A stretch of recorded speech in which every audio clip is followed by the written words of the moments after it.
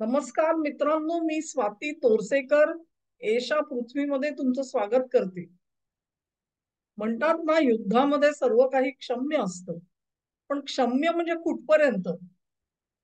तुम्हाला कथा ज्या असतात, अमेरिका असेल, इराण असेल किंवा इस्रायल असेल, यांच्यामधलं जे धुमस्त युद्ध आहे, त्याच्यातल्या अनेक रंजक कथा आपण ऐकलेल्या आहेत. आणि त्याच्यातली सर्वात मोठी कथा कुठची? तर ते पेजर वापरले होते, आठवते? हिजबुल्लाच्या सर्व ऍक्टिव्हिस्टना पेजर दिले गेलेले होते. आणि ते पेजर एकाच दिवशी सगळे फुटले आणि सगळेजण, काही गतप्राण झाले, काही जण हॉस्पिटलाइज झाले. आणि हिजबुल्लाची पूर्ण टीमच्या टीम सपशेल गारद करण्यामध्ये इस्रायलला यश आलं. आणि त्याचा यश कशामध्ये होतं?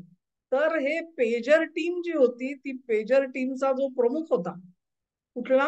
IRGC, म्हणजे रेव्होल्युशनरी गार्ड्स काउन्सिल त्यांचं जे आहे इराणचं, त्याचा ते ह्या सगळ्या गोष्टी सांभाळतं. हिजबुल्लाला सांभाळ, हमासला सांभाळ वगैरे सगळं त्यांच्याकडे, ते सगळे कमांडर तिकडे आहेत.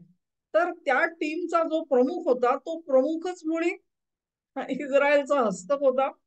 आणि आपली कम्युनिकेशन जी आहे ती गुप्त राहायची असतील, तर आपल्याला पेजर हे सर्वात सुरक्षित असं संदेशवहनासाठी यंत्र आहे.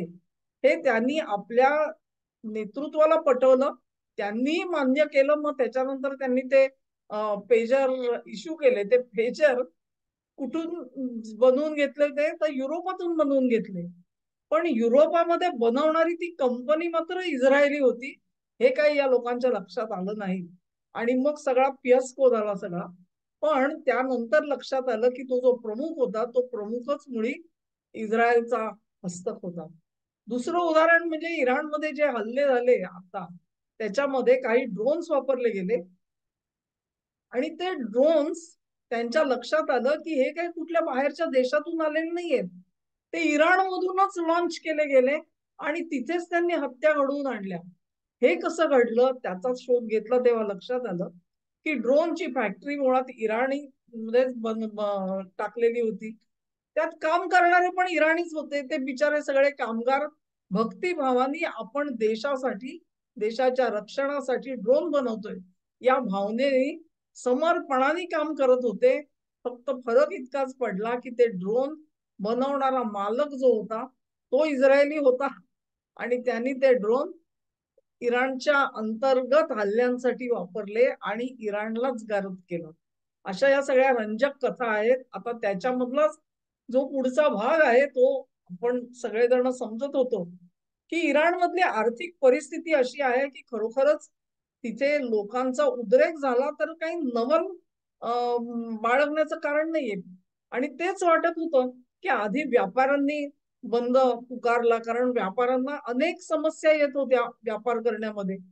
ज्या प्रकारे चलनाची दरवाढ होत होती, त्याच्यामध्ये त्यांना व्यापार करणं परवडत नव्हतं. कारण तू कितीही किमतीला वस्तू घे, परंतु विकताना मात्र तू या किमतीला विक, असं बंधन असल्यामुळे त्याला तोटा सहन करावा लागत होता. आणि म्हणून हे व्यापारी सगळे आपली जी बाजारपेठ आहे ती बंद ठेवत होते. त्याला बाजारी म्हणतात, त्यांच्याकडे आपण व्यापारी म्हणतो, ते त्यांना बाजारी म्हणतात.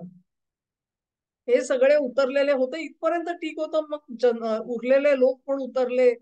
आणि ज्यांचा इस्लामी सगळ्या पिळवणुकीवरती राग होता, तीही मंडळी उतरली. हे सगळं ऑर्गॅनिक वाटत होतं. ऑर्गॅनिक म्हणजे काय? एक उत्स्फूर्त आंदोलन उभं राहतंय. आणि शंका यायचं कारण नव्हतं, पण कुठे ना कुठेतरी शंका जरूर यायला पाहिजे होती. कारण असे हे जर का उत्स्फूर्त आंदोलन होतं, तर त्यांच्या हातामध्ये स्टार लिंकची ग्राउंड स्टेशन कोण देत होतं, हा विचार आपण करायला पाहिजे होता. आणि याच्याच मध्ये इराणची जी संघटना आहे, गुप्तहेर संघटना, ते सुद्धा काही कमी निष्णात नाहीयेत. त्यांनी काही धागेदोरे शोधून काढले. त्याच्यातला एक मोठा जो आहे तो सैदिना कॅफेज नावाची एक मोठी चेन आहे इराणमध्ये. या कॅफेमध्ये तरुणाई जमते सगळी, जसे आपल्याकडे म्हणतो ना आपण डेलीची शॉप्स आहेत, ते असेच काहीतरी कॅफे.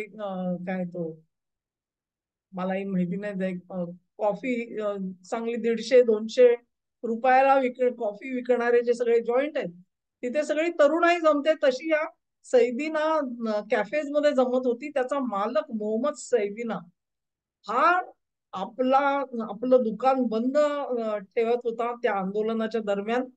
आणि त्यांनी तसं आवाहन केलं होतं, कदाचित सोशल मीडियामध्ये सुद्धा त्यांनी आवाहन केलं असेल. इराण सरकार आता असं म्हणतं की हा काही केवळ व्यक्तिशः त्याच्यामध्ये इन्व्हॉल्ड होता आणि तो निषेध करत होता असं नाहीये. तर आपल्याकडच्या संपत्तीचा वापर त्यांनी निदर्शकांना करू दिला. चिथावणीखोर अशी सर्व कृत्य ही त्याच्या पैशाने घडत होती, हा आरोप आहे. ट्रम्प यांनी जो उल्लेख केला की जाहीर फाशी दिली जाणार होती निदर्शकांना, ती आता रोखण्याचं आश्वासन इराणने दिलेलं आहे. हे जे ट्रम्प यांचं वक्तव्य आहे त्याच्यामधला एक महत्वाचा निदर्शक होता तो हा मोहम्मद सैदीना होता. आणि त्याचं एक्झिक्युशन किंवा फाशी ही रोखून धरली म्हणून ट्रम्पनी आपला हल्ला जो आहे तो आवरता घेतला असं सांगितलं गेलं. त्याच्याच जोडीला दोन महत्वाच्या ज्या व्यक्ती आहेत त्यांनाही अटक झालेली होती. तर त्या संदर्भाने आपण जर का बघितलं तर त्याच्यात नावं आलेली आहेत, दोन महत्वाची आणि मोठी नावं आलेली आहेत. त्याच्यामधले इराणचे 7वे अध्यक्ष प्रेसिडेंट हसन रुहानी यांचं नाव घेतलं जातं, हे फार मोठं नाव आहे. आणि प्रेसिडेंट पेझेशकियन्स म्हणजे फॉर्मर व्हाईस प्रेसिडेंट आत्ताचे जे पेझेशकियन आहेत त्यांच्या सोबत उपराष्ट्रपती म्हणून काम करणारे जावेद झरीफ या दोन्ही व्यक्तींना अटक केली गेलेली आहे. ही अटक जी आहे ती त्यांना उचलून काही कुठल्या तुरुंगात नेऊन ठेवलेलं नाहीये, तर ज्याला आपण नजरकैद म्हणतो, म्हणजे ते आहे त्या घरात किंवा ज्या वास्तव्याला आहेत तिथे तिथेच त्यांना अडकवून ठेवलं आहे. त्यांना बाहेर जाण्याची मुभा मिळालेली नाहीये. ह्या तिन्ही ज्या व्यक्ती आहेत, ह्या तिन्ही व्यक्ती खास करून मोहम्मद सैदीना ह्याचे सगळे बँक अकाउंट्स हे फ्रीज केलेले, गोठवले गेलेले आहेत. त्याला कुठचाही आपला जो ऍसेट आहे म्हणजे त्याची जी काही स्थावर जंगम संपत्ती असेल ती संपत्ती विकण्याचा अधिकार नाही. ते सगळी गोठवली गेलेली आहे. आणि जवळजवळ मिलियन्स ऑफ डॉलर्स, डॉलर म्हणतो आपण पण त्यांच्या चलनामध्ये समजा आपण, तर ते त्याच्याकडून वसूल केले जातील. म्हणजे सरकार दरबारचं जे काही नुकसान झालं या सगळ्या आंदोलनामध्ये त्याची भरपाई ही मोहम्मद सैदीनाच्या संपत्तीमधून केली जाईल असं इराणने घोषित केलेलं आहे. या ज्या घटना आहेत त्या अत्यंत महत्वाच्या घटना आहेत की त्याच्याबद्दल त्यांनी जे वक्तव्य केली या तिघांनी, रुहानी असतील किंवा झईद असतील, जावेद झरीफ असतील, हे दोन्ही पॉलिटिकल व्यक्ती आहेत आणि त्यांना अटक केली गेली आहे, हे महत्वाचं आहे. त्याच्यापैकी रुहानींची तर परिस्थिती अशी आहे की 2024 साली त्यांच्यावर बंदी घातली गेली, त्यांना पुन्हा निवडणूक लढवता येणार नाही अशी तरतूद केली गेली. आणि तेव्हापासून अर्थातच रुहानी हे नाराज असणार हे उघड आहे. आणि अशा नाराज राजकारण्याला हाताशी धरून अमेरिका काय खेळ खेळत होती हा प्रश्न निर्माण होतो. त्याच्या संदर्भाने काही जी ट्विट्स आलेली आहेत ती देखील अत्यंत महत्वाची आहे. आणि त्याच्यात असं सांगितलं गेलेलं आहे की किती पैसा दिला गेला ह्या लोकांना. तो पैसा जर का किती दिला हे तुम्हाला ऐकायचं असेल तर तुमचे डोळे फिरतील. जवळजवळ 500 मिलियन तोमान म्हणजे 50 कोटी तोमान हे एक माणूस त्याचा खून करण्यासाठी, कुठचा एक म्हणून तुम्हाला सांगितलं की ह्या माणसाचा खून करायचा, तुम्हाला 50 कोटी तोमान दिले जातील म्हणून सांगितलेलं होतं.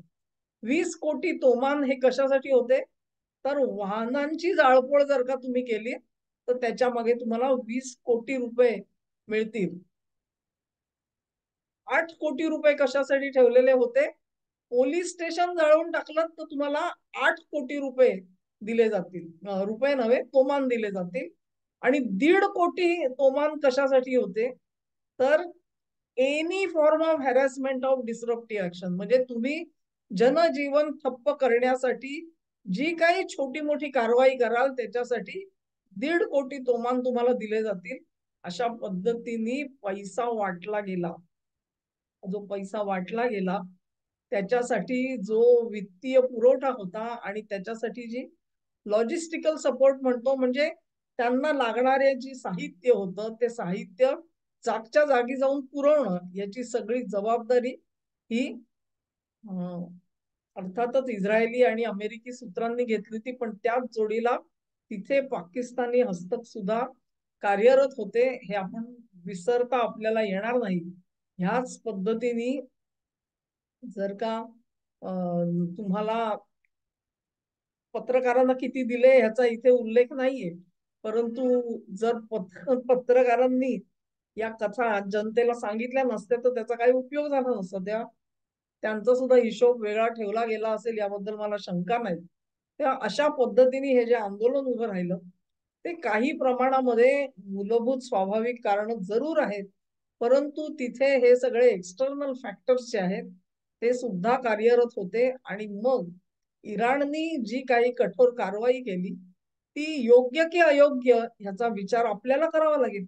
अशा पद्धतीने भारतात कोणी आंदोलन उभं करण्याचा प्रयत्न केला आणि भारत सरकारने कठोर पावलं उचलली तर तुम्ही कोणाच्या बाजूला उभे राहाल? तुम्ही सरकारच्या बाजूला उभे राहाल, बरोबर आहे ना? मग आज काही जनता जर का इराणी जनता इराण सरकारच्या बाजूला उभी असेल तर त्यांनाही दोष देता येत नाही.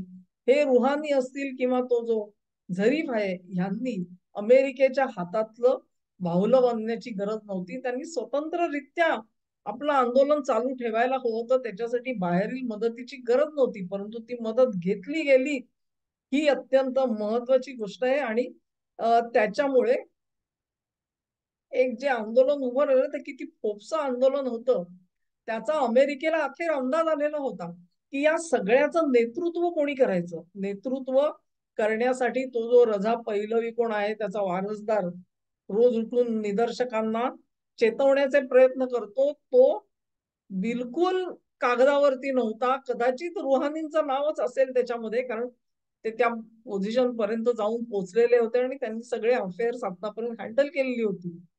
पण त्या रुहानीच ताब्यात आले, झरीफच ताब्यात आले म्हटल्यानंतर ट्रम्पना नांगी टाकावी लागली.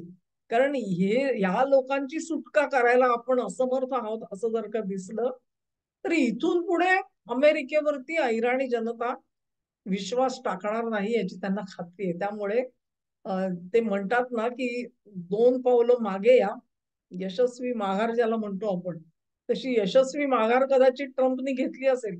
पण मला खात्री नाही की ट्रम्प हे इतके बेभरोशाचे आहेत की ते आत्ता कारवाई आम्ही करत नाही म्हणतील आणि नंतर कधी करतील त्यांच्या सोयीनी, ह्याचा भरोसा नाही. त्याच्यामुळे आज जी परवाच्या दिवशी जो नुसता डिमडिम केलेला होता मीडियानी, निघाले निघाले अमेरिकेचं विमान इथे पोचलं, ते तिथे पोचले, त्यांनी काय तर त्यांचा तळ खाली केला, यांनी अमुक केलं, ह्या सगळ्या जो ते हकारे असतात ना, जे शिकारीसाठी ज्या वेळेला शिकारी बाहेर पडतो तेव्हा ते सावध टप्प्यात येण्यासाठी म्हणून हाकाऱ्यांची सोय असते की ते असे हाकारे हाकत जातात की सावज शिकाऱ्याला पाहिजे त्या जागेपर्यंत येऊन पोचतं.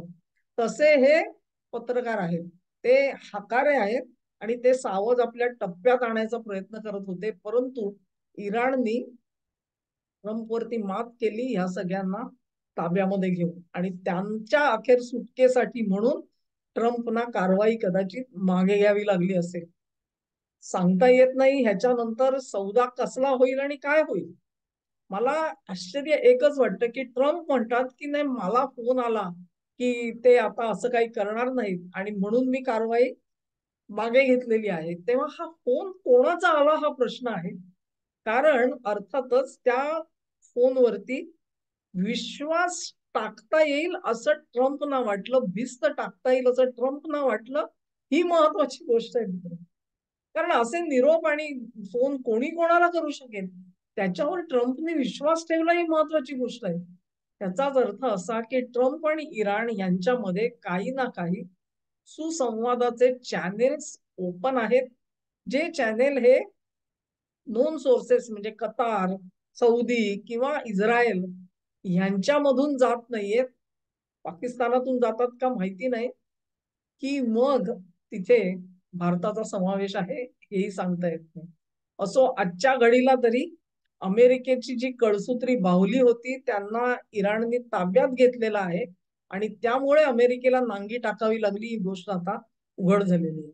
व्हिडिओ तुम्हाला आवडला असेल अशी आशा करते. तुम्हाला आवडला असेल तर ही लिंक शेअर करा, व्हिडिओला लाईक करा, चॅनेलला सबस्क्राईब करा आणि सहकार्य असंच चालू राहू द्या. नमस्कार.